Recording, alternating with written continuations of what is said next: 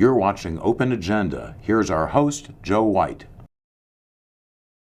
Welcome to Open Agenda. I'm your host, Joe White. In the studio with me today is Dr. Joe Venosa. Thanks for coming out, Joe. Thank you, Joe. So we're going to get to the county council meeting from this past week and talk about the special legislative meeting for the city council about the veto, the density from Mayor Randy Taylor. But I think before that, I think we want to wish PAC 14 a happy 25th anniversary, right? That's right, quarter century. We came in here as volunteers about 8 months ago. Has it been 8 months? It has been that long. They've been great to us. We're obviously a politics show. We don't necessarily come in and talk politics to them. We're allowed to be free thinkers. And They've done everything and beyond as far as their mission for public access. Yeah, we'd like to thank their board and Tom and Jen and Xavier and Chris too. Yeah. Everybody's been great, and they have free coffee and water in the back supply room. So that's always good. They charge me for that stuff. Well, maybe I got the handsome man. Okay, all right. Sorry. No, that is free. So before we get into the veto from Mayor Randy Taylor, and we're going to have Bob Taylor on as well to kind of give some background of the density.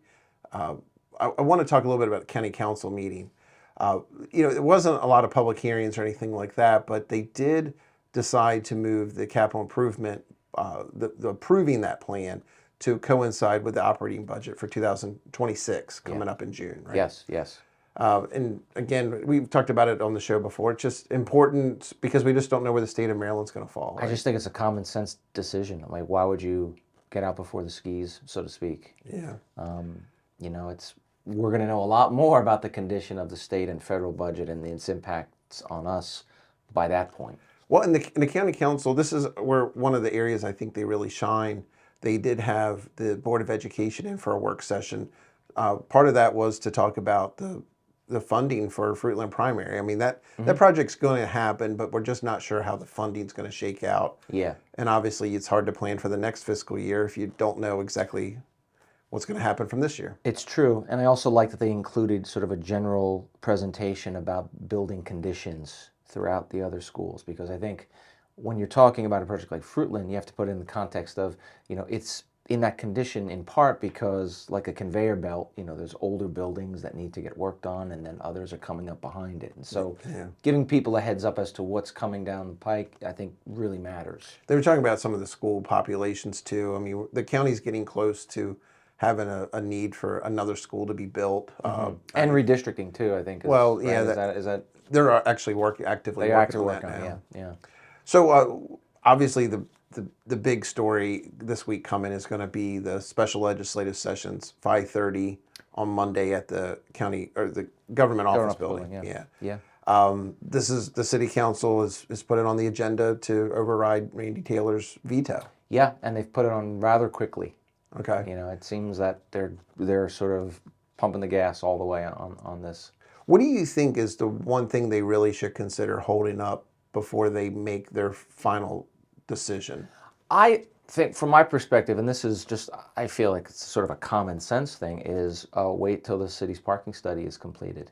Yeah, doesn't it seem odd that there's not the parking study that's there was done by the developers older. It was before the Ross was built or developed. Yes. Why do you think there is such a rush to even to get this done before that study? My own personal view is that this has become a very personal battle, if you will, between the council, or some of the council, and the mayor. But it's interesting that even arguably the biggest cheerleader for this project, Mike Dunn, the CEO of the Greater Salisbury Committee, has even said himself, right, that he supports a parking study. And when Councilwoman Sharon DeShiel suggested that we table the vote, or that the council table the vote until the study is completed, and there was no discussion, not a word from the other council members, no justification, seemed, from my perspective, to be rammed through. That's a very telling thing, and the fact that there's no public defense or discussion about it is really shocking. Well, if you go back to the November Planning and Zoning meeting, I mean, we've talked about how long that meeting was. And then when it was over, the Planning and Zoning Committee had no open discussion, or very little, I should say. Chip DeShiel went right into reading the resolution, and then it was voted 6-1. it's amazing that, and again, you expect this. I expect the developer to give an elaborate defense of why they want it. I expect opponents to give an elaborate argument for why they don't. The fact that nobody on the planning and zoning, other than Joe Holloway, and the fact that nobody on the city council, other than Sharon DeShiel, nobody wants to even defend or explain it in public, in a meeting, that blows my mind in a way that I'm not used to. You know, you've been involved in city politics for several years now. You attend the city meetings. When we look back 5 years from now, what do you think we're going to say about this moment in time? Well, I think we're going to say, meaning us on this particular side of the issue, and again, for open agenda purposes, I think you and I would agree that we're against the current density amendment as it's written. Not density in principle, No, but absolutely this not, particular yeah. way. I think we're going to say, if we're around in 5 years, we were right. I think we might say, where are we going to park? Well, that too, yeah. Or can you change of a 50 to park in this? Well, yeah, or take the whole 50, maybe. Maybe. I think one of the aspects of this that worry me is I want to come downtown. Yeah. I live in the county. I live on the east side. I can tell you, if there's not ample parking, the decision, I'm not even going to try to come downtown. And it's a real tragedy too, because I know that there are current small business owners in downtown who are publicly in favor of this text amendment, largely out of desperation, because they feel that for years the city council and city government, especially under Jake Day, largely ignored their interests as small business owners, and they've kind of latched on to this last sort of effort. I think the problem is, though, when you get desperate, you get sloppy, in the sense of now you're hitching yourself to a wagon that might not actually help you get to where you need to go. When you look at the whole process, starting with planning and zoning, the staff DID report, there's been a lot of blinking yellow lights. Slow down. Traffic study now. Yeah. I think when we look back 5 years from now, the bad parts about this probably could have been solved just through some better planning and maybe more patience. Yeah. But I'm going to have Bob Taylor. He's a retired attorney from the county, Wacomico County. He was the county council's attorney at one time, and me and Randy Taylor in. And I want to ask them, one, for background, and two, maybe a little perspective, and maybe looking into the crystal ball a little bit. Great. So thanks for coming out. Yeah. So when we come back, we're going to have Bob Taylor on, and we're going to get a little bit of background about the upcoming special legislative session for the city council to override Mayor Randy Taylor's veto, and just get a little bit of sense of the history and the perspective of the future. So stay with us. We'll be right back. Welcome back to Open Agenda. I'm your host, Joe White. And the Salisbury City Council is scheduled this coming Monday to hear the veto override. In order to get some background, I wanted to bring in someone who's lived and worked in Salisbury for over 50 years. Mr. Bob Taylor, thanks for coming out. Sure enough. So you're a retired attorney, and you've been involved in city politics and county politics, even as the council's attorney at one time. But more importantly, you had an office downtown. I want to get background for why. Okay, well, I moved here in 71, and for about 45 years thereafter, I had an office downtown. It was in One Plaza East. I was downtown, I'm guessing 330 days a year, or probably, mostly to be in the office. Since then, I've been down maybe once, twice a week the last 8 years or so. So I'm still pretty familiar with it. What area encompasses the Central Business District? Well, to me, and I have a chart here, I don't know if you can pick it up or not. To me, it's the area that's bounded by the two prongs of the river and what I still call Route 13 and Route 50. Now, the names, they have other names, but they were at one time the main Route 13 and Route 50 through town. The main area is defined by the two prongs of the river and the two highways. So really from where the intersection of Route Business 50 and Business 13 are, down to the hospital, all the way out Riverside Drive, past the roundabout, and even slightly across the one prong of the river. Right. Basically, in the 60s, it became obvious that some of the retail was beginning to move out of the area. Yeah. So the downtown area, they decided to do a couple of things. They cleared what used to be the downtown plaza between Division Street and the river. And that became a walking kind of a mall area, as you call it. It's no longer that way. They've reconverted it to a street. And they also developed parking lots, including the 3 parking lots that were going to be the subject, I think, of the mayor's commentary, where they've now sold those parking lots off for apartment development. What was the process to them selling these parking lots? Well, you have to kind of look at the plans over the years have kind of evolved to some extent to wanting some residential development downtown around 2010, and that's when they decided that there could be residential development up to 40 units per acre Okay. in the downtown area. And this was on the comprehensive plan. And that's on the comprehensive plan. And that's been that way until right now. Now, if the veto is not overridden, that will go to 80 units per acre. Yeah, that's So- the text amendment. Yeah, so that's the text amendment. But to go back and kind of bring it up from 2010, I think you have to really mention Jake Day. Okay. I mean, he's the catalyst for what happened. He was on the city council at the time, but he was the main mover for selling the old fire station on Division Street after it had moved out to where it is now, a little further to the west. So the original Yeah, headquarters. so they sold that for what's called Headquarters Live. That was sold to DevReco LLC, and I might mention that's essentially a Gillis firm. Okay. That bombed. It would appear. It ran for 2 or 3 years. It didn't stay in business. They didn't stay in business. Absolutely. They're actually renting it now to the city Yeah. for the new, quote, city hall, if you want to call it that. Yeah. And probably getting as much in rent each year as what they bought it for from the city Yeah. 10 or 12 years ago. And the city owned it at one Yeah, time. I mean, you talk about stupid. I mean, this, it's the Academy Award. Yeah.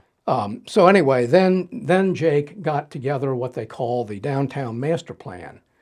It's called officially Envision Salisbury. Okay. That was a group of architectural students from the University of Maryland, which I think is one of the places where Jake has a degree. And they came down and they decided, well, here's a big plan for downtown. And it did involve development of different kinds, including Headquarters Live. That was part of the deal. Okay. And I would mention parking lot 15, because we're going to talk about that. That would remain parking. Now, which one's parking lot 15? Parking lot 15 is the one that is next to where the synagogue is. It would be at the western end of the downtown plaza. Okay. Small lot across from the Opportunity Shop. It's about, I'm guessing, 50 cars. Going 40. towards Mill Street. Yeah, going towards Mill Street. Okay. So anyway, what happened is to bring this about, they wanted to sell these parking lots to developers. Now, to sell something, an asset of the city, it has to be declared surplus. Okay. In other words, if it's not declared surplus, you can't sell it. Surplus meaning it's something you have, but you're not using. Yeah. So, okay. Well, no, actually, that's the general definition. Yeah. But that's not the definition to sell something. Because they were still parking lots You just call it surplus. Okay. I mean, these parking lots were being used. Yeah. We have a photo, I think you've got it, Yeah. I'll put the photo up. that shows the 3 lots we're talking about, 1, 11, and 15, on, I think it's April 4th of 2023, about 2 years ago. This was before the Unity Square was developed. Okay. And there were 276 cars. It was a Tuesday morning Okay. on those 3 lots. Now, that ain't surplus. Well, I used to You park know. there to go to the dentist. Yeah, exactly. And that was my preferred parking when when I had my office there, I parked in the garage because that's where they had the permits. It was cheaper. But in any event, once I left and didn't have my office, then I'd park there. That was my preferred place, Yeah. right where Unity Square is now. So anyway, that's kind of what happened. So you hear certain people who want the downtown development to go through. Oh, these lots were just surplus. We declared them surplus. 2 of them were sold by the city again to DevReco. Okay. That name keeps coming up, doesn't it? Yes. And they were sold for development up to 300 residential units. Okay. That's what it says in the contract. That was in 2015. That was to close that contract by the end of June of the next year, 2016. It didn't. They never got, as far as I'm aware, any of the formal permits they need to do anything close to 300 units. They were also talking about, and I can read you, this is right out of the contract document, involving parking. The current Lot 1 parking spaces shall be replaced with a combination of the following. Now, this is replaced by the developer, Okay. not the city. New additional on-street parking, that would have been the city, of course. New under-building garage parking in parts of Lot 1's development. That's where the apartments were going to be. Okay. So they're talking about parking underneath. Yeah. Similar to the condo that's a little further out Riverside Drive. That's in the CBD. That's about 36 units an acre, has on-site parking, including parking under. And that's a typical thing in an urban area. Yeah, that's right. Then it ends, there will be no net loss of public parking. And that's an interesting point there. Okay. And see, now this was all on the developer. Who would have paid for that garage? As I read the document, there's no question that it would have been the developer. So in any event, come 2023, everything changes. They call it an amendment of the 2015 contract, which at that point was dead in the water. It was a completely different firm that they were dealing with. So it was a new firm, Salisbury Town Center Apartments. Well, and one key change I brought up earlier, the parking requirement has changed too, right? Yeah, well, in 2018, and I think this was to maybe give the development that they had done with Gillis Gilkerson in 2015 to try to give it a jump start, they did away with any parking requirement for residential development. So the rules are different. Yeah, the rules are completely different Okay. than what was done in 2015 with DevReco. Okay. So what you have here is, in my view, a four-letter word. It's a scam. It's not an amendment of an existing contract with the party that was the party to that contract. It's a completely different deal with a new firm, a new developer. We don't have the traffic study, but there's now a parking garage involved in this version, but this one's not paid for by the developer. This is paid for by the Salisbury government, Yeah, correct? the contract, the amended contract, so to speak, LDA they call it, that calls for the city to build for $10 million a parking garage for, I think it's 450 spaces. And I've heard you speak about this, but a lot of folks I've met in the public don't understand this part. And I think this is really important. This text amendment that could potentially be overridden this Monday with the Salisbury City Council changes the density for the entire downtown. That's right, not just for this piece of property, but all of this area in pink. All of that area in pink, it changes it. So if I asked you to look in your crystal ball 10 years from now, what do you think if this veto override does happen and the text amendment is put into law, it's 80 units an acre for the central business district, what do you think 10 years from now we're saying about this point in time? Well, to me, it looks like it would be the strangulation of this downtown area. In other words, when you look at this area, other than Lot 10, the lot up here, which is close to 3 acres, I believe, there's no real large area that could be parking. And that won't be parking if it's developed for a hotel. Yeah, what and it's that's the sold plan. for. Yeah. Now, it may not become a hotel, may become something else. But right now, its days as a parking lot appear to be ended. So stay with us. When we come back, Mayor Randy Taylor will actually be in the studio to discuss the veto, the special session to override the veto, and exactly what information he hopes the City Council and the public consider before the final decision's made. Stay with us. We'll be right back. Welcome back to Open Agenda. I'm your host, Joe White. In the studio with me now is Mayor Randy Taylor from the City of Salisbury. Hey, thank you, Joe. Appreciate you inviting me in. Thanks for coming out. I want to take some time to explain exactly what you're concerned with the text amendment for the density increase and get a sense for why you vetoed it and what you hope the City Council considers. Yeah, I think one of the first things you understand is that I am for development downtown. I've been building downtown for 25 years, and I want to see positive things come to the downtown. The present project is not that. Okay. So there's been a lot of things discussed about what this project is and what it isn't. The first thing I want to point out is this project is not affordable. It's not the developer's fault. It just costs a lot of money to build these kinds of projects. So I don't hold them account for that. But it's a market rate product, number one. Number two, the next thing they've said is that it's going to help, the whole, supply demand curve. And the reality is, even if you max out the density, increased density throughout the footprint, you won't move the needle one little bit in terms of the dwelling units in the city of Salisbury. It's 44,000. Even if you added another 300 to it, it's not going to make a meaningful difference. Make a contribution, yeah, but not a market-changing event. The other thing is that they've kind of marshaled the local businesses in downtown that this is going to make an impact in a positive way in their business. And I think if they're honest, and again, I owned a business downtown with my ex-wife for 17 years, and I know that ecosystem very well from the perspective of a retailer. And she was very successful. She did a great job, and she was a very good retailer. But the reality is that the people that support downtown are living in the county. And even if you added 300 or 400 residential units on a demographic basis, you are not going to move the needle from the perspective of demand downtown for people that live there.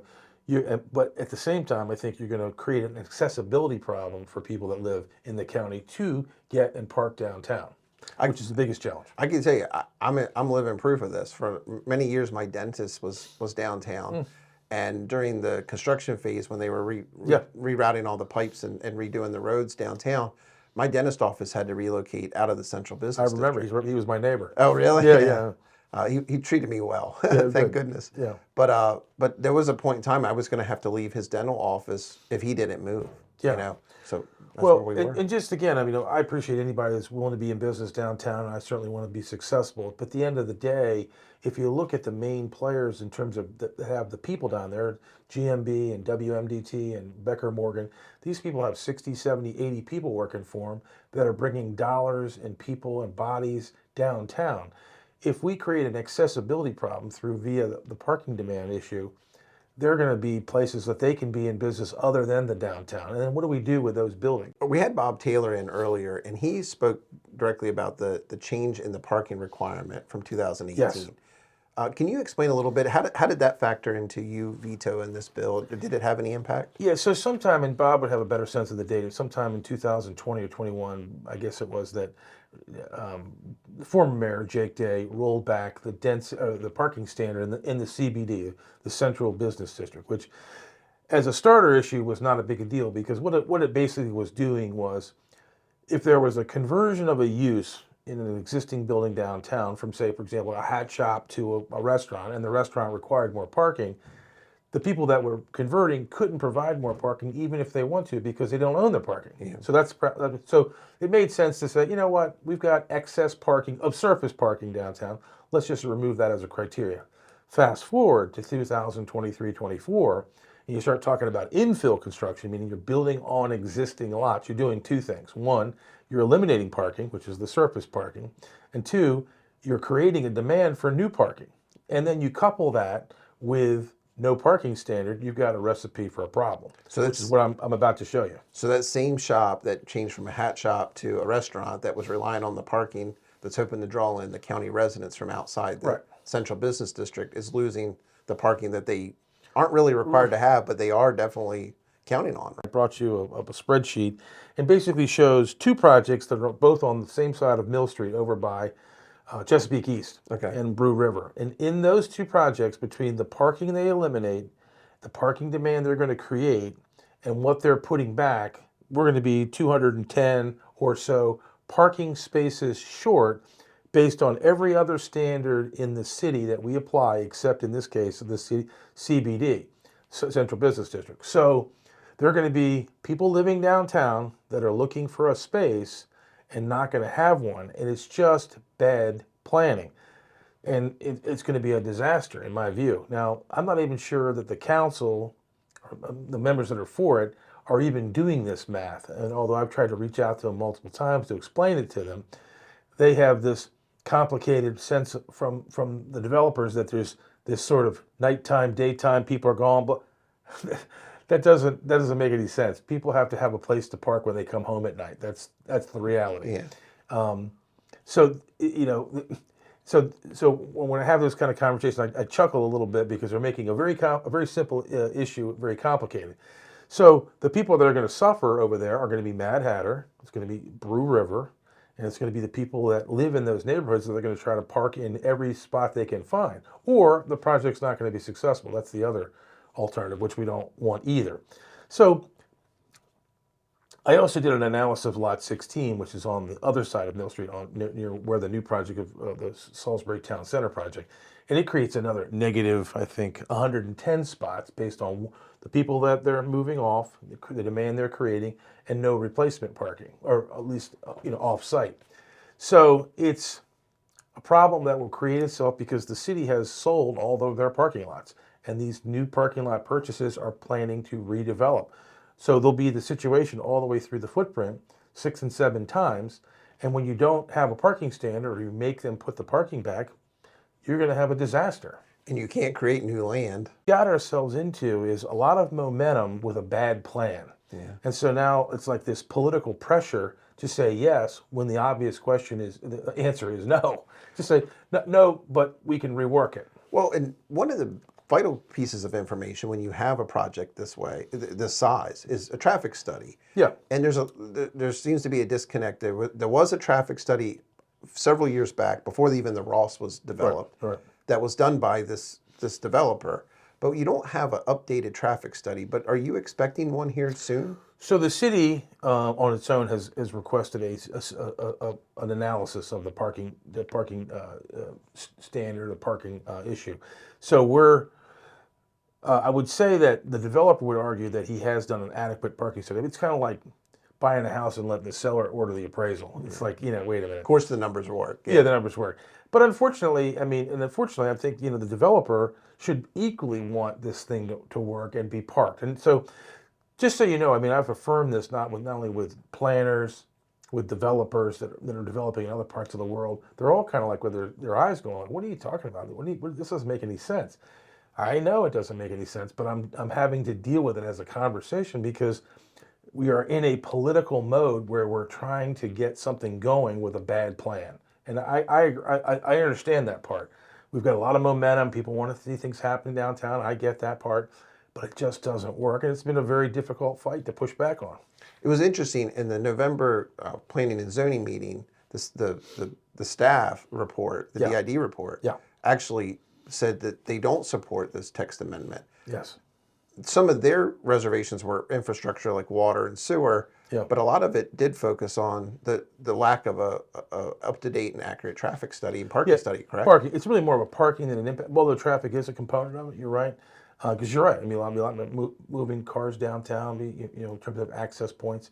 So to your point, yeah, we as a city, as our planning group, did make a negative recommendation. And the Planning Commission, again, I think impacted by politics and momentum, didn't see this. So planning is a protector of the public. It protects you, it protects me. There's principles at play. And you just can't throw out the parking standard in the middle of a high dense area already. And people keep on referring to people saying like, oh, there's lots of parking downtown. Well, there is now, but it's going away. It goes away. And they keep saying it like that. And that's at some level how superficially some people are thinking about this. They're not thinking, okay, well, what if it's gone? Then what do we have? And so it's been very frustrating. Give us a sense in your mind, 5 years from now, say this veto is overridden by the city council. What do you, and they've broken ground, Yeah. we've taken away parking that's been there for many years, and people are starting to move into these new apartments. Yeah. What do you think would be the impact for both city and county residents? What do you think that they'll notice the most? Well, I think they'll notice immediately that there's a parking problem. Okay. And I think it's ironic. Well, two things I'd say is that there are several more arrows in the quiver on this in terms of just the density vote. So there'll be other things that arise in terms of opposition to this thing. That said, I think there'll be some legal lawsuits after this to try and say, hey, wait a minute, you're not, this is not good planning. This is aligned with the Maryland planning principles. So they have not proven a single thing relative to the change that satisfies the expectation of what would be expected for a change of this order. So they've not really done any kind of, other than they just changed the number, which that's not good planning. Yeah. So I think people will notice immediately is there's a parking problem, and I think it has the possibility of ruining the downtown. And this text amendment that is passed doesn't just impact this one project. this would actually change Yeah. the whole standard for the entire central business district. Interestingly, I don't think that the 40 units per acre work from a parking perspective, and now they've doubled it to 80 potentially that they could do, potentially try. So it's really frightening that so we've got to kind of go back to the drawing board on that front. But even like an old building like what is the current health department building? It used to be J.C. Penney's many years right. ago. Yeah. The county is moving out of that building. Yep. Is it, if this text amendment does pass, is it possible that we've altered maybe the next chapter of the life of that property? I'm not saying Yeah. that the building stays, Yeah. but if the units per acre go from 40 to 80, it would have an impact on that property, Yeah. and there's still no parking requirement for whoever develops that next, right? Yeah, exactly. And so, and that's part of the problem. For example, the Lot 1 and 11 project is that the number of permits that exist and the demand of what this project, based on its current plan, would already eat up all the spots in that garage, and there's no other place to put a additional garage. So it's like that be it. So if they went to develop the health department building, obviously, then they'd have to have some need for parking, obviously, depending upon the units, and more or greater, or more or less, and there'd be no place to put them because there's no spots in the current garage. It's at capacity. The new one would be booked, and we don't have any land to build anything else or provide any more parking. Well, speaking of the new one, who pays for the new parking garage in this plan? Well, that's a whole nother kettle of fish from the perspective of even if it gets built and we charge the highest fee we've ever charged for people to park in it, to include the new apartments, we would lose the city about $400,000 or $500,000 a year in operating costs. Wow. So we can't cover the debt service based on what. So it's going to be a millstone around the city's neck from the perspective in order just to provide a developer, a private developer, their parking. Yeah. It's a terrible deal. How does this project in this amendment, this text amendment, differ from the development that the hospital's doing at the old Daily Times building? There's a plan there in place as well, Yeah, right? so this is an example of if anybody's arguing that the mayor is against density, they actually are proposing a higher density per acre than this one. But the difference is the design has made a way for them to have the parking on site. They're going to pay for it, and they're going to provide it. So it's going to zero impact from the city. It's a conforming project from a parking perspective. They park what they are building, and they're paying for it all. So that's an ideal environment. So if this Salisbury Town Center project was more designed and planned along those lines, would your opinion about whether or not Oh, you would, absolutely. And that's what we're working towards. I mean, the local developers, not so much, but I've been talking to the guys over the bridge. And what we're trying to do is work, an alternate plan that reduces the density, changes the style of the project, and maybe reduces the expense of the city. And we'll work through that, and hopefully we can work a deal in that regard. So 5:30 this Monday is the special session where they're going to consider overriding your veto. Yeah. And then, like you said, from there are other options. And would you come back in and give us an update on Glad to do where it. things stand? Yeah. All right. Thanks for coming in today. Thank you, Joe. Appreciate it. Yeah. Appreciate it, man. Thank you. So thank you for watching this episode of Open Agenda. We'll be back next week with another new episode.